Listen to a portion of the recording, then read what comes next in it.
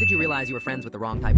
For as long as I can remember, my best friend Marcus was a pushover and a doormat without any kind of say over his own life. By 18, he still had a strict bedtime. I fell out of touch with him when I went to college, but 15 years later, I got a job at a warehouse in my old town. And on my first day, I saw Marcus with my colleague. I asked how things were, and sadly, I learned nothing had changed. He still lived with his mom. She still called twice during our shift to remind him to take his vitamins. And at 33, he still had a 10 p.m. bedtime. I thought he'd never stand up for himself. But then 2 weeks later, everything changed. Our shift manager quit, and somehow Marcus got promoted. It was the first bit of power he'd ever tasted. Just a plastic badge and $2 more an hour. But watching him put on that badge was like watching Dr. Jekyll drink his potion. The first thing he did was make everyone call him Manager Marcus. Sarah, who'd worked there 8 years, laughed and called him Marcus like always. He wrote her up on the spot. His hands shook with excitement as he filled out the disciplinary form. By week 2, he'd installed a bathroom sign-out sheet. You had to write your name and expected return time. Julie, our 17-year-old part-timer, needed to use the bathroom for womanly problems during a busy time frame. Marcus blocked her path and lectured her. But the main thing he did was screw with our shift schedule. He'd post it Friday at 4:59 p.m., 1 minute before it was due, then change it Sunday night without informing anyone. When people showed up for their original shifts, he'd wave the updated schedule in their faces and write them up for missing the day of work. The breaking point came 6 weeks into his reign. Sarah had requested a half day off months in advance for her daughter's first school play. The request was approved and posted. That morning, Marcus called an emergency inventory count for that evening. Sarah showed him her approved time off form, but Marcus ripped it up. There will be many plays, he said. I'm sure you can wait to see your daughter posed as a tree. But Sarah didn't back down. She explained about the play and how important it was. She then clocked out and left. Well, Sarah's next schedule was punishment. She got every closing shift and every weekend. Marcus knew Sarah was a single mother, so he split her shifts in a way that made childcare impossible. She tried to talk to him, but he'd just tap his badge and walk away. After 2 weeks of getting less than 25 hours and having to pay more to babysitters than she earned, Sarah transferred to a location 2 hours away. That's when I decided Marcus had to go. I started paying attention to his patterns. He was cruelest between 9 a.m. and noon, specifically when his mom didn't come in to check on him. He always picked on Julie the most, because Julie was young, shy, and quiet. I knew I could somehow plan with her to get rid of him. I waited just over 3 weeks, and that's when the opportunity struck. You see,